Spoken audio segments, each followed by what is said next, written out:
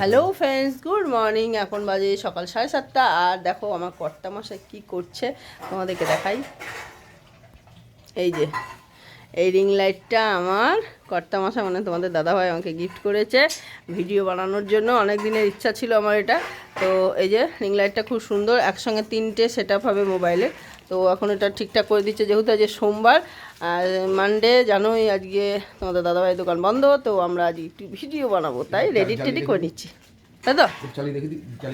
হ্যাঁ, একটু তোমাদেরকে চালিয়ে দেখিয়ে দিচ্ছি কেমন তার ফোকাস, শুধু একবার দেখে নাও।